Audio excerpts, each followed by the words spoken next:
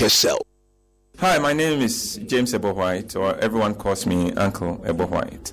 You know, what you'll be 5 years from now depends on only two things: the books you read and the people you meet. On Personality Profile, you meet the kind of people you need to meet to make your transition to your greatness. You want a program that would help you, inspire you, motivate you. Why bother to turn to other channels? Just stay here on Personality Profile and you get all the inspiration you need.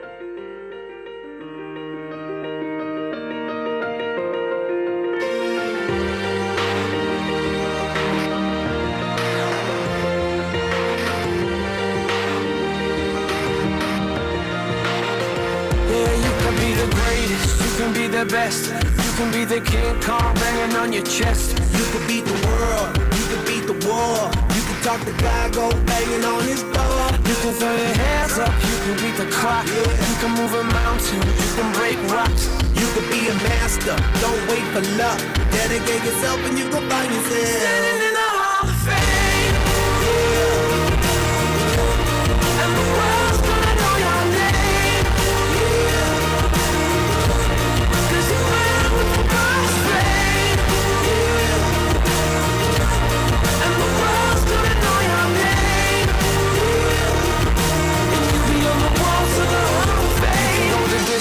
You can run the mile, you can walk straight through hell with a smile. You can be the hero, you can get the gold. Breaking all the records they thought never could be broke. Yeah, do it for your people, do it for your pride. Are you ever gonna know if you ever even try? Do it for your country, do it for your name. Cause there's gonna be a day when you're standing in the Hall of Fame. And the world's gonna know your name.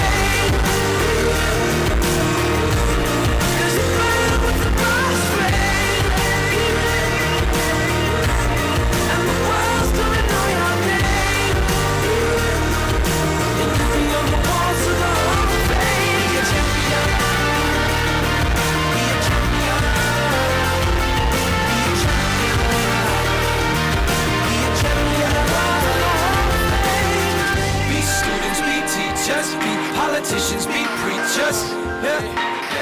Be believers, be leaders, be astronauts, be champions, be truth seekers.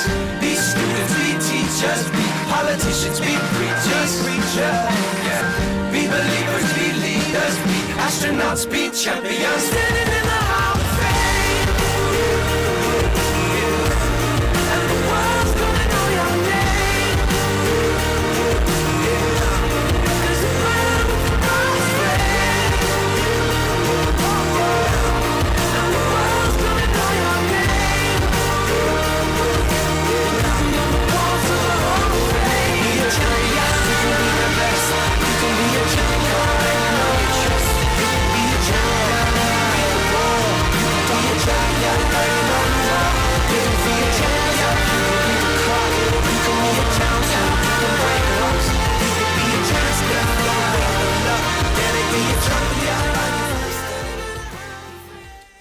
Yes, you could be sitting in the Hall of Fame and the world will know your name. Good evening and welcome to Personality Profile here on Joy 99.7 FM. I'm Lexis Bill and I look forward to Thursday evenings. I'm sure you do too.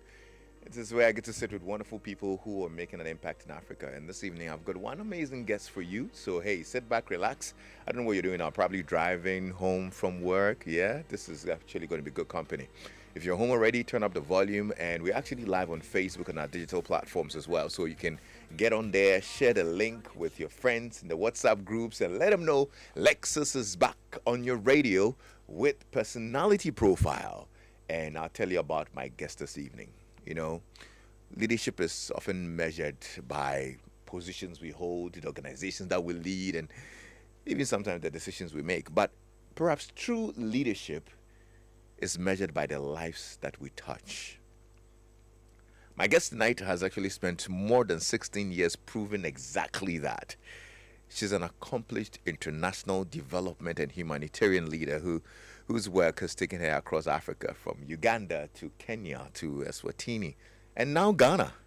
Along the way, she has led multi-sectorial programs, managed multidisciplinary teams, and guided organizations through both fragile and stable environments, always with one unwavering mission: improving the lives of children and building stronger, more resilient communities.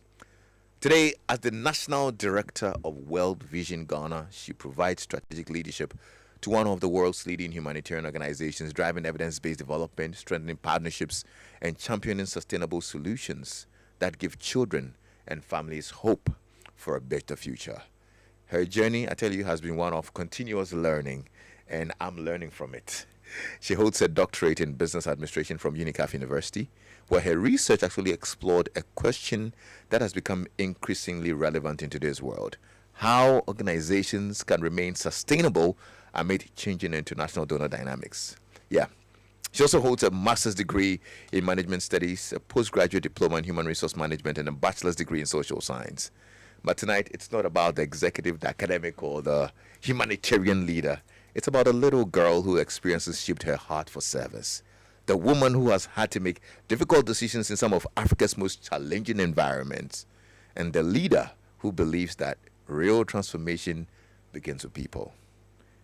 Joining me this evening on Personality Profile, the National Director of World Vision Ghana, Dr. Tinah Mukunda. Hello, Doc.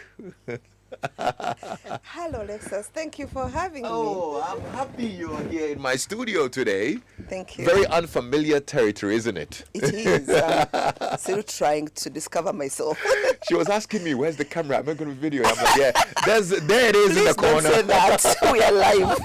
Oh, I totally forgot we're live. I told you, I forget about these equipment in the studio and have just conversations. But I'm so happy you're here. How are you? I'm good. Thank you for having me. I haven't had the opportunity to welcome you to Ghana since you've been here, even though it's almost a year, isn't it? True. I came August 2025, yes. So it's almost a year. Actually, I think almost, yeah. Doesn't it feel like it was just yesterday you came through Kotoka? It's very interesting how time flies. Aye. How has it been? What kind of year have you had?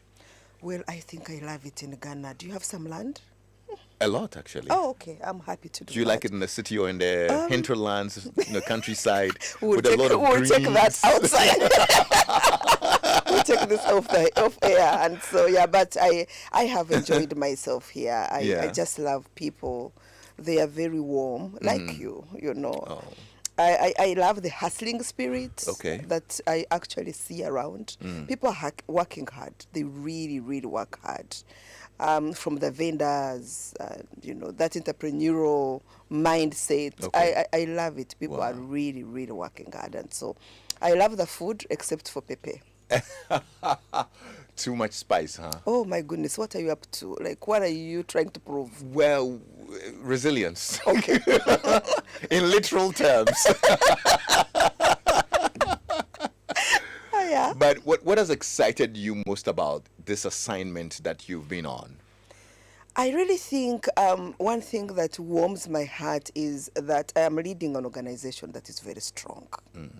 So I find this organization that is already highly established, has a lot of credibility. I don't have to labor to explain myself or introduce myself. So I am building on the blocks and partnerships that already are established.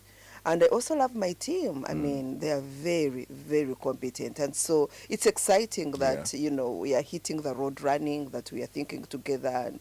And I really love it. I mean, we speak English, we understand each other. And what more would you want as a leader? What surprised you most when you came in? The hustling spirit. Oh, that. The thing is, everybody's trying to do something, on the road and everywhere. And there's a lot of, I was coming from Eswatini. Eswatini is quite calm. It's an absolute monarchy, so very few people, 1.2 million people in the whole country. Oh. And I was there for over 4 years. So imagine, I'm born from Uganda, but along the way, because I've been out of Uganda for a while, so coming from Eswatini and just going through, the airport, and guess who I am? Everybody's like, hooting and running, and what are you chasing? But I just love that, and that actually warms my heart. I've seen a lot of the work of World Vision from the Karachi West area recently to was it a Zabzugu or something? I'm like, you guys are really doing some very good work. What has been at the heart of your mission here? World Vision is a child-focused organization. So whatever we do, it all boils back to children. And every assignment, every program, every design, every proposal, the work we do is, the question is, where is the child? Be it in our programs, in health, in WASH, in education. So what motivates us, what makes us be who we are is, transforming the lives of children. So we don't only work on transforming, lives of children. They're not any children, but the most vulnerable children. And I like really being very specific, boys and girls, So we go where they are underserved. We, pride ourselves saying that we take the last mile. So that's why you hear Zabzugu, Karachi West. It's because that is where there are a lot of vulnerabilities that affect children. And so the mission is transformation of children. What are some of the challenges facing Ghanaian children today? I mean, Africa-wide, we are faced with the same issues, from health, education, protection, we still see a lot of gaps, Children drop out of school because they can't access school. Children are not learning as they should be learning. Children are hungry. I mean, tell me how you can actually go to school when you are hungry. Children are not able to access good health as well. The government tries, but definitely there's still a gap. And, organizations like World Vision come in to bridge the gap, building on the structures, on the, infrastructure for the government, just making sure that we are taking, services to children so they get out of, those gaps that they experience. We'll talk more about the work, because I don't want to get you on a roll, because I know you love your stuff and you're passionate about it. Cows will come back home. That one, no worries, we can go. Let's go. So let's get to talk about the child who grew to be this woman. Let's talk about young Tinah. What kind of upbringing did you have? So I am Ugandan, first and foremost, and I grew up in a community, rural community in Uganda. I'm not a city born. I actually came to the city in Uganda when I was going to the university. I was shaped by, my parents and how they were guiding me, growing in communities that were experiencing a lot of poverty. I saw poverty firsthand. I also experienced poverty, as well. And so I think hard work, where you are telling yourself, I don't want to live this life. I think there's more to life than what I'm seeing. Yeah. And because of that, then it drives you to be better. It drives you to be focused. It drives you to have purpose. And I guess as a result of that, I have come to be shaped the way I've been shaped.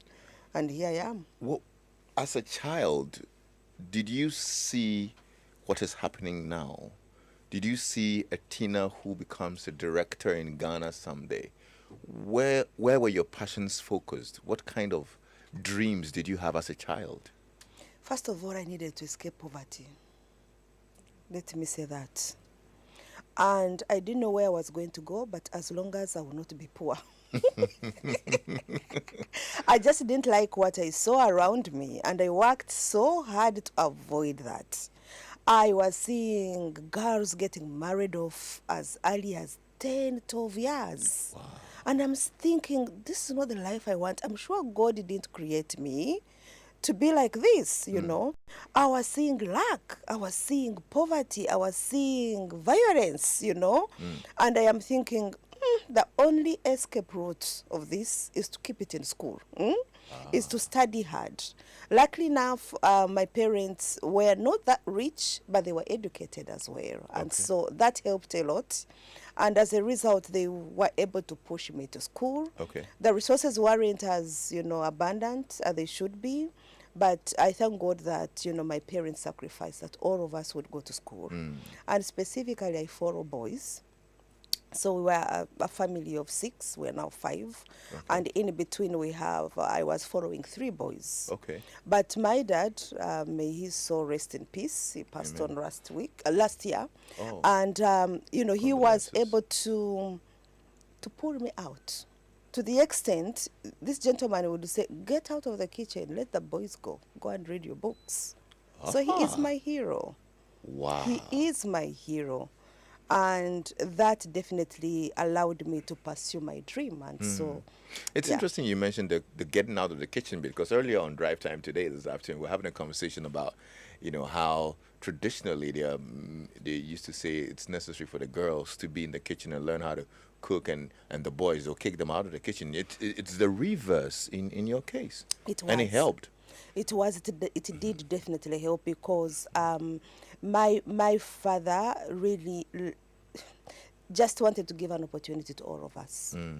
And so he would look at when I would need to be in books, and because I'm preoccupied, he would call on the boys to come and help me so that I can, And for me, majestically, it would work for me. When we say get out, I would definitely run. And I'm like, I didn't even like it in the kitchen anyways, so... So that would work for me as well. Right. Yeah. If you had to pick one value that you think she taught you, or your dad taught you, what would that be? Working hard and challenging the status quo. He would tell me that there has to be another way of doing it, And I guess that also helped me a lot. I came to realize that I don't think, marriage is important, but I don't think that I am all made up just to get married. I didn't get out of my mother's womb just to be there and be married.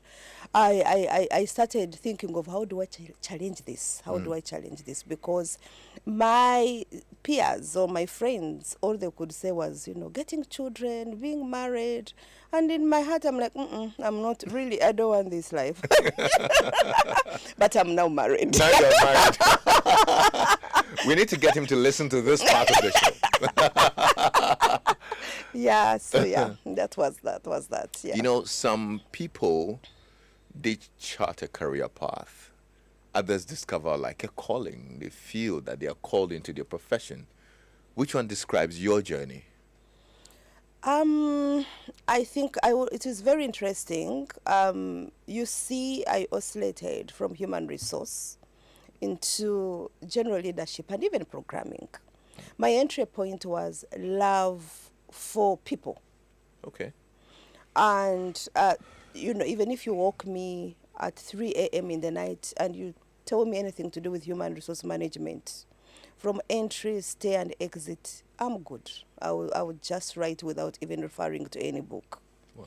But it's interesting that through human resource, and I can as well speak right now that my passion area is just human resource management. Wow. And so, but through that, so your passion opens doors for you to places where you didn't even know that you actually can perform. Yeah. Because as I was busy doing my human resource work, I always wanted to provide solutions to the organization that I'm serving. And in so doing, I find that I'm offering solutions. So I'm looking at people who are in technical and they're working hard, they're speaking about budgets, designs, and they're looking, thinking about the skills they need. And then I'm sitting in that meeting and I'm thinking, what solution should I give them? So and as a result, I found myself understanding programs, understanding finance, understanding IT, because I was giving solutions. And you will be surprised, Lexis. At one point when I was growing up, so the lead of that organization, in my performance appraisal, told me that I have my senior leadership team, but you have high conceptualization. And that never left my mind. Not because I was set out to say, okay, I need to understand budgets, I need to understand designs, I need to understand IT and how it configures the machines and stuff like that. It's because I was saying, how can I be of help? What solutions can I give them? And that really opened an entire door for me. You will see I did programs. Yeah. And don't think that job was handed to me on a silver platter. I interviewed for it. And I interviewed for it when I was coming from human resource. It's very rare to get a human resource specialist or professional transiting into programs and leading technical teams. But yes, I did. Again, back to my value, challenge status quo. Wow. Yeah. Makes a lot of sense, eh? Wow, your story is inspirational. I didn't see that coming, actually. Really? And I think it's totally amazing, and it's evolved, and now you're leading all the teams. You bring it all together, and you oversee it from a strategic point. And you know what, Lexus? The thing is, leadership is about people. I don't know why people don't realize that even human resource professionals can be very good leaders.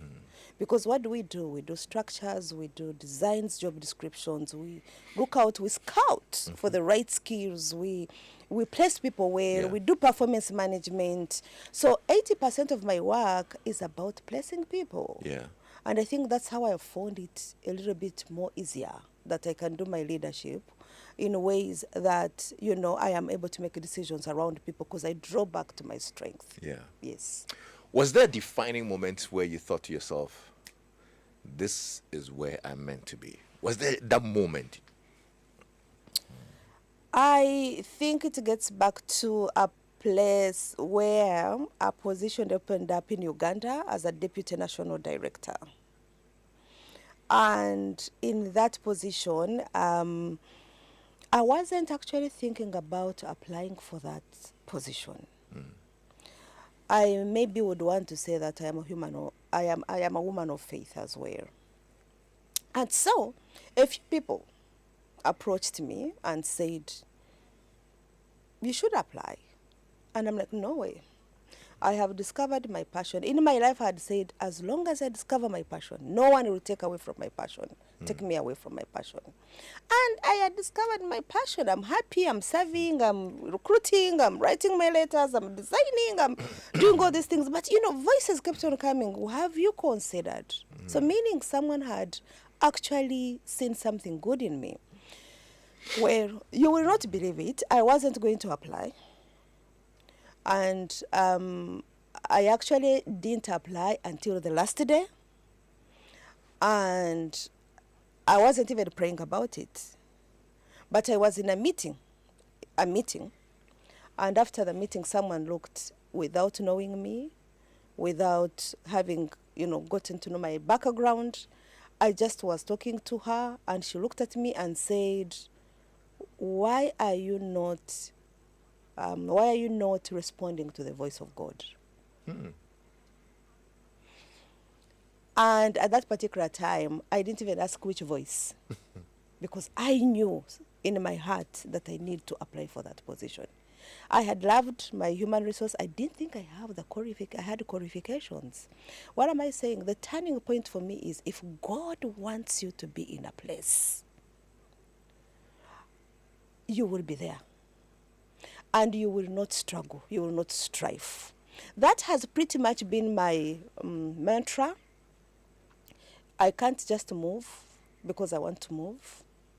I move because I feel like God wants me to be in that place. Well, I'm not preaching this evening. Well, we are blessed already. Too late. We are in the spirit. Now I need a bowl for offertory. Wow, no, this is totally amazing. I'm totally loving your story. If you're just tuning in, this is Personality Profile here on Joy 99.7 FM. My guest tonight, totally amazing woman, Dr. Tinah Mukunda, who is the National Director of World Vision Ghana. You have a middle name? Tusiime. Tusiime. What does it mean? Let's praise God. Hallelujah. Somebody. Joanne, you would need to call her a reverend minister. Amen. Now, a lot of people who are not in the development space or the humanitarian work don't, well, they see the end product of your work. Can you share with us what we don't see behind the scenes of your work? So development, if I am just to reflect about development is quite interesting. And what you see as impact definitely is just a tip of the iceberg. So much has taken place. Starts with strategy. Starts with you making those strategic decisions. Starts with you doing some trade-offs. Starts with you really agreeing on non-negotiables. You know, for me, development, like medicine, we administer a dose to create that impact. We come up with pathways of change, with theories of change, because poverty is a symptom. Underneath, there is an underlying issue. And in World Vision, we say we do not deal with the symptoms. We go direct into the underlying issues of poverty. And so, for example, we have had to shift from just sectoral programming into what we call integrated programming. Integrated programming comes in with, bringing pieces of different sectors to form a dose that you want to administer to a child to be okay. And so that comes with health, that comes with water, sanitation and hygiene, that comes with education, that comes with livelihood, that comes with child protection, and we design a package. We layer it, we sequence it, and then you see us going outside there, speaking to communities, using models, and understanding that we need a dosage of livelihood of this much, we need a dosage of health of this much, so that then children can go to school, children can actually stay in school, children can be healthy, children can be educated for life. Is there a specific field experience that has stayed with you or probably changed how you see life? Yeah. Some years back, I welcomed refugees from Sudan. For me, that was something that even for Ghana, do not take for granted the peace that you have. So these were refugees that were fleeing and coming from Sudan, and World Vision was available because, like we said, or like you read, we are also a humanitarian organization. So we respond. Why do we respond? Because where there is a crisis, children and women are the most affected. And like I said, we are all about children. And so every program we do is where the children. And so because we knew there was tension, and we knew UN was working on something, negotiating with Uganda to receive refugees, we started to do prepositioning and preparing to receive them, because there's massive work to be done. I was the programs director, and I had to go on the ground to prepare World Vision to respond and enter into that community. Long story short, Lexus, I saw over 15 buses, huge buses of people fleeing from war, being thrown in a bush. No shelter, no water, no food. What Uganda could do was to give them a very vacant place of bush land to just get in there. And settle there. You know what? I saw people come out of those buses with 6-inch mattresses, with big suitcases. What does it say? It says they were comfortable. They had property. They had life. But stuff happens. They are thrown, displaced. Children were appearing without parents, were separated. And I stood in there and I'm like, it brought two people disagreed on power, struggle, and caused massive problems for over 1.1 million people that right now Uganda hosts. I'm thinking sometimes leaders, we don't even think about the repercussions of the decisions that we make. And so for me, that was very humbling. And we had to respond. And I have never taken peace for granted Right. since then. I literally can, trying to imagine, I can't imagine that. And you're right. I mean, Ghana really is a peaceful place. It is. It is. And sometimes you really think that this peace is forever here, or it just came. I mean, think about your Afghanistans, think about your Iraqs, think about all these other, Sudan up to now. Yeah. I mean, being displaced from your home, your village, separated from your people, scattered all over the place. Yeah. You don't wish it even for your enemy. I'm tempted to ask about your experiences on all these other countries that you've been to and how it has actually shaped your worldview. I mean, I think exposure is very important, and I have come to realize that every context brings you to a realization of, so many more experiences and lessons that you pick. I was in Kenya, I was in Eswatini, I'm now in Ghana, and also in Uganda. And so when you get into a place as a foreigner, first and foremost, you must understand the context. That is what I have learned. You must understand the context that you are in, and you must be able to listen.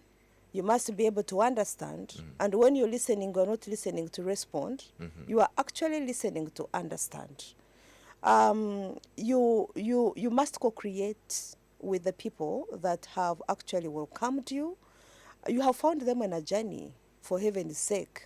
And therefore, you need to ensure that what you're bringing in is not take them backwards, it's just to move them forward. And so different countries have different cultures. But you know what doesn't change? Human beings still need dignity. They want opportunity. They want hope. That doesn't change. Right. Cultures change. Societies are different. Governments are different. But we are still human beings who want to be treated with dignity, with respect, but also be given an opportunity. As a leader, how do you earn trust when you walk into a new country? What do you do? You have to come when you're open-minded. For example, just, tell you something that when I came to Ghana, when I was meeting staff for the first time, this question and answer, so the staff says, oh, what is your manifesto?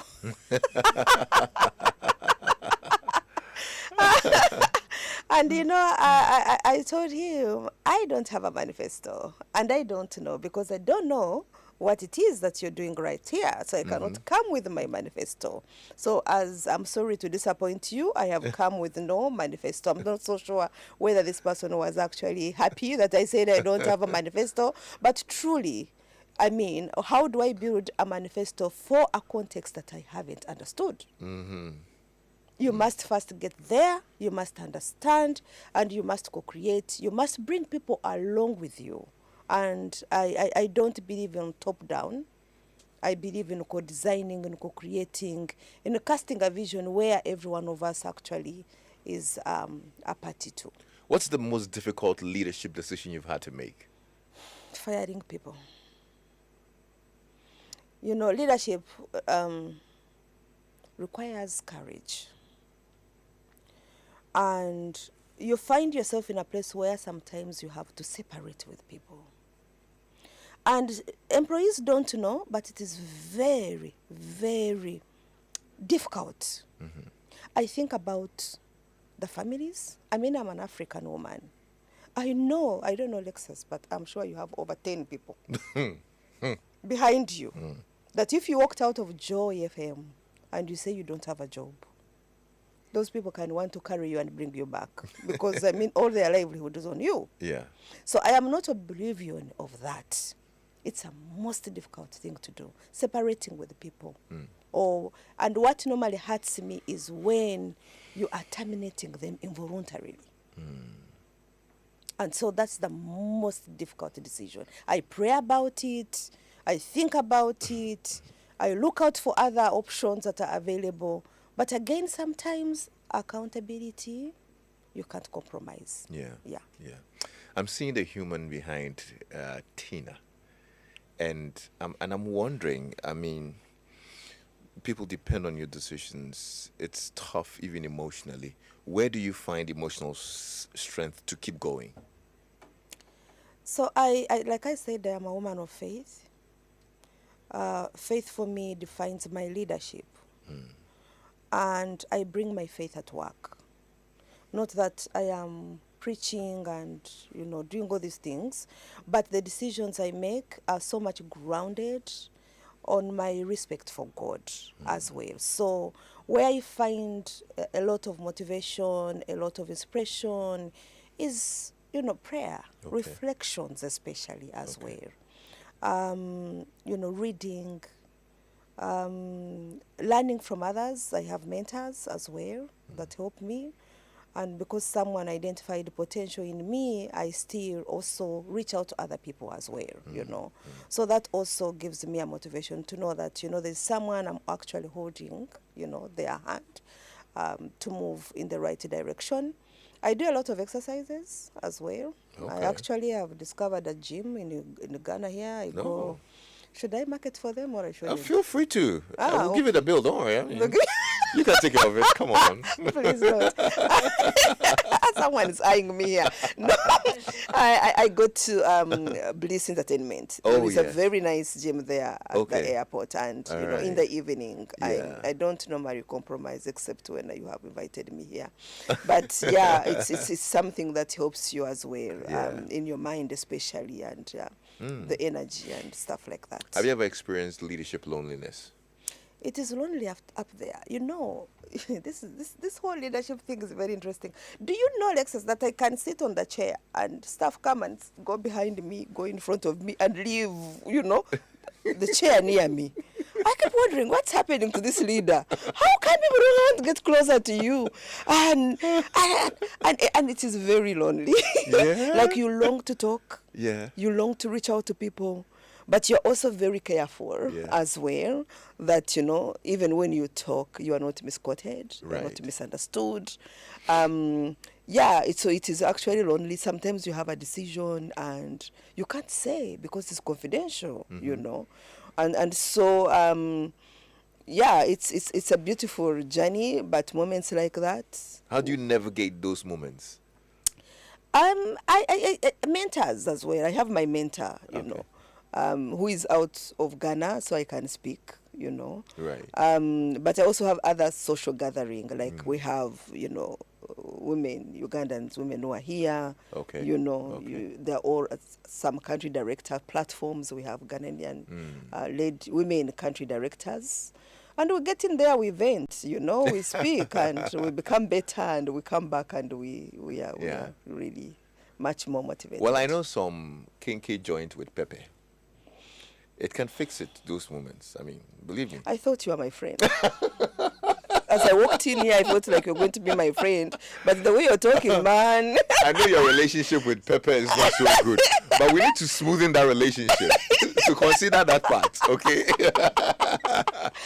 Well, if you would want to send us a message, you can do that on our WhatsApp platform 055-1111-997. We're having such a beautiful conversation with Dr. Tinah Mukunda, who is the National Director of World Vision Ghana. I'm seeing your messages. Edmond just sent us a message. Good evening, Lexis.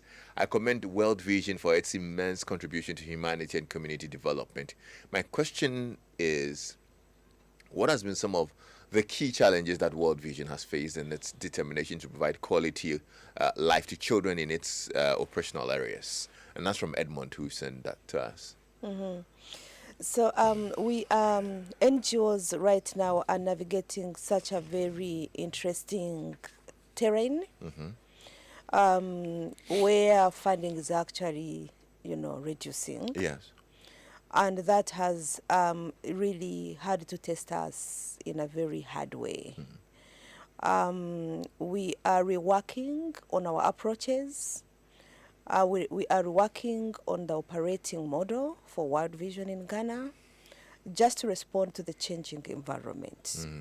So the need is big, the need is big, but resources are getting constrained. Yeah. But I'm also an individual who looks out for opportunities in challenges as well. This analogy of half full glass or half empty, So I look at this also as an opportunity for us to rework around the models and challenge against status quo and to try to bring in new ways of doing things. So the challenge right now is funding. But this is where I'm actually making a call to Ghanaians. World Vision has been around for 47 years, Lexis, in this country. Wow. Someone has funded World Vision here. Someone who doesn't even know children of Ghana, And 47 years down the road, you're an adult, if you're a human being. If you're still going to be going to your father, Lexus, and saying, oh, I want milk, your father would be thinking, what's wrong with this gentleman I gave birth to? So what we are coming up with right now is to see how can we mobilize Ghanaians for Ghanaians. People that have been touched by World Vision, people that have seen the work of World Vision, the credibility of World Vision, how can they come together and they start funding programs for Ghanaians. Right. Being funded right into this country. Really, that's where we are going. And I trust your leadership on that because even your doctoral research focused on something similar, isn't it? Yes. And that's organizational sustainability in the era of changing donor funding. So you have some knowledge on that and all, but tell me, is Africa becoming too dependent on international aid? Yeah, it has always. It has always. And it's time to wake up and smell the coffee. Things have changed. Things are not the same again. There is quite a lot of work that NGOs do, and the work of NGOs is actually still very critical. But I guess, again, either by background or because we have so much depended on handouts, the culture of giving is not highly developed in Africa. And that has led to dependence syndrome that I'm talking about. If you are to give, Lexus, you give to your relatives, to your cousins, to your nephews, to your nieces. But, I think we need to develop a culture where you are actually going to give to a child that you don't even know. And so, for me, it's a challenge that we need to nurture, that culture of giving. Yeah. I guess this is a time we also call on corporate Ghana to come through and partner with organizations like yours to be able to fill in the gap. Yes. If I can put it that way. Yes. And if you allow me to come in, there is, we do realize and we do recognize there is corporate social responsibility. Different banks, different private sector, put aside some money, but we challenge them because World Vision and NGOs, we are good at what we do. And so what we have seen over time, the way they do it very reactive. And it does more harm than good. Okay. And so we would like to call on corporate Ghana to trust organizations like World Vision, who have gone to school to study social impact and development, to partner with us to design long-term programs that are transformative in nature. So the core is, let's not do the hit and run. Let's just, pass on resources to people that are actually good at development so that then we can be able to create an impact. When it is banking, I can never go to the bank and, begin to advise them on how to bank. Yeah. But I have seen them, drilling boreholes, and then those boreholes, before they leave the community, those boreholes are actually not working. So it's more to do with, can we channel resources to organizations that are able to actually nurture the trajectory of development in ways that will cause transformative That makes a lot of sense. I totally agree with you on that. Lots of messages are coming in. Lexis, please, what plans do World Vision have for children working on the lakes, fishing without schooling? Okay, we'll get Doc to respond to that if she has one. Francis in Accra says, Lexis, hi, good to hear the inspiring woman in your studio, and I'd like to meet her as a teacher who loves influencing learning for learners with learning difficulties. Please ask her why can't they put data on all schools under trees and deplorable states and give data to government or World Bank and help address this issue to reduce the suffering of children in far to reach places. Francis in Accra. Interesting concerns. You want to say something to that? Yeah, I will start with even the first question about children who are not in school and they're fishing. And they are fishing. I think that is terrible, that is terrible. And World Vision works in child protection spaces. And the way we do it is that, we do quite a lot of awareness and we create structures, and we are able to link those structures with the government. And so really, at the end of the day, it is more to do with how do we get the population to understand that they need to give children an opportunity to go to school and study, and how do we even have government respond? Because at the end of the day, the government has the duty to take care of children in this country as well. And so we need to put in place those regulations, and they have to be implemented. And the structures have to be strengthened as well.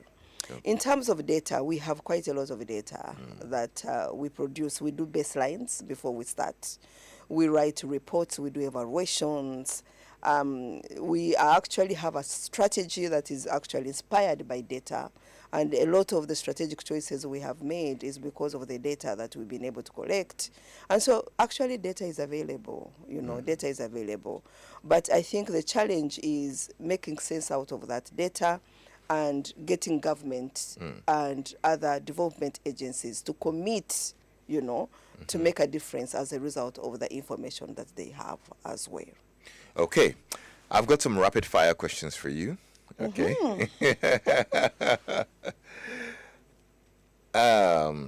Coffee or tea? Coffee.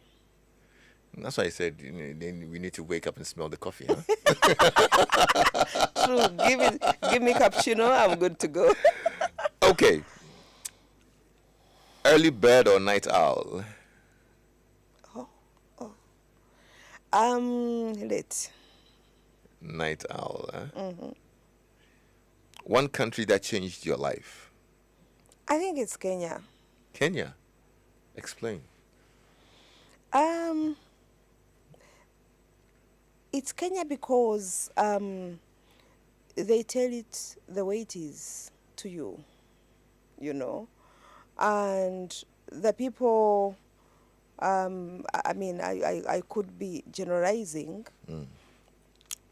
They wear their hearts on the sleeves, and so it taught me how to be careful on how I interact with people. Okay. It also taught me to be quite straightforward as well, because what you see is what you get. And so if you beat about the bush, then you lose it. So I had to align my personality, the way I could come across just because of that environment. I see. But it's a beautiful place as well. One leadership book everyone should read? Maxwell. 21 irrefutable laws of leadership. Okay. Ida, please write that down for me, okay? We're getting it. John Maxwell. One person who has inspired your journey? I have many. You only want one. Yeah. I think my former national director in Uganda, pushed me as a woman, to go for a secondment when I had a 6 months baby. Wow. It's not abuse.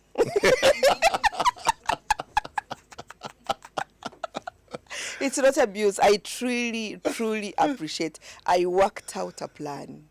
And when I went to that secondment in Rwanda, I never looked back. That opened opportunities for me in these international, spaces. Okay.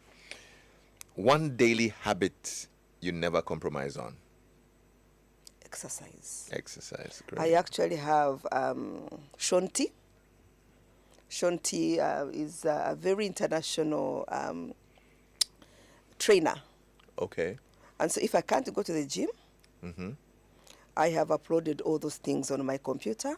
Oh, I see. I do Insanity. Oh, wow. You've heard about Insanity? Oh, go and read about it. Insanity. It's Insanity. 30 minutes, sometimes 45 minutes, 25 minutes, non-stop. Wow. You sweat until you drop blood. Wow. But then you can rest. It's like high intensity interval training. Interval training. But there's one that Insanity is Insanity because it goes. Ooh. Yes, you can't just do it. You have to have I see. moved a bit. Yeah. Don't we need somebody to help compete, for Ghana or something? Guys, can we? Anyway, never mind. Yeah, on a fee. You pay for it. If you weren't doing humanitarian work, what would you be doing? I think I'll be doing this that you're doing. Is it? Because I like meeting people. I like talking. I mean, you can tell I like Well, talking. yeah. So you told me since 2 you have been in studio talking. Yes, I've been talking since 2 p.m. And that's what Here I like in the as studio. well. Perfect. We should do this together sometime. You see? Now we see. I don't know whether it is a good combination. If both of us are talking. It's a terrible bang. We'll manage. Okay, we'll see. We'll come out alive. Last question. Fufu or matoke? Matoke. Really? Yes. Really? Because you put pepe. I promise, I'm going to make sure you eat something with so much hot pepper, you'll never forget my name. Because the way you have actually disciplined pepper. And yet you are telling me that your pepper is not pepper until I cross over to Nigeria. And I'm thinking, what are you up to? This is suicide. Anyway, no, Beautiful. it's been so good spending time with you. Felix from Fantiaqua just sent a message. Good evening, Lex. So this is Felix from Fantiaqua. I'm an ardent fan. You are interviewing my national director, and I must say she's a solid woman of virtue and strong-spirited. We love you, Tusiime. Oh, thank you. Tusiime. Thank you. That name is not known. Yeah, well, that's and he pretty spelt it right too. Yes, See that's there? true. Yeah. That's true. Lovely. When your career is over, Tusiime, what do you hope communities across Africa will remember about Ms. Mukunda?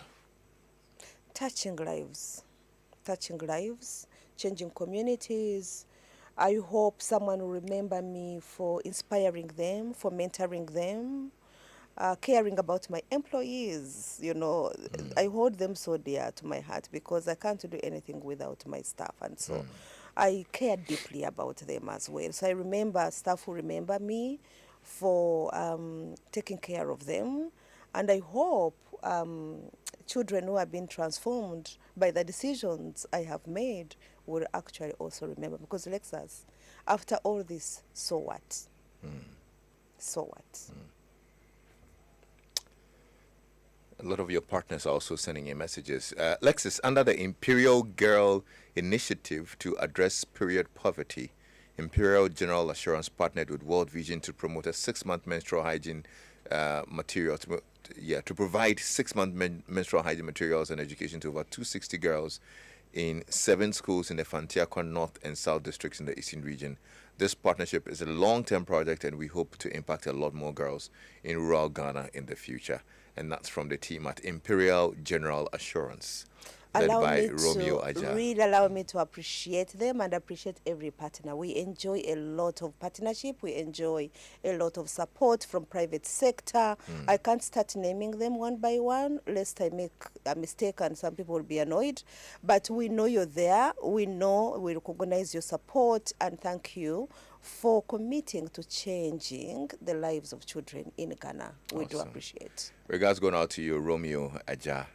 Thank you so much. Thank you. Thank you. Thank you, Thank you so much. Dr. Tinah Mukunda. It's been so nice spending time with you. We're grateful you made time to come on our personality profile. And to your team as well, Joanna Nanama Dobi Asante, and the whole crew at World Vision. Thank you so much for making this possible. It's been great spending time with you. Thank you, Lexis, for having us. Yes, Yeah. and we have some pepper to do, so Yes, we'll yes. do that. Pepper them. Yes, I'm coming for you on that. I'm Lexis Bill. Thanks for spending time with us. Your personality profile. Uncle Ken will be on your radio this evening, so enjoy the rest of your evening. We're back tomorrow on Drive Time with Joy.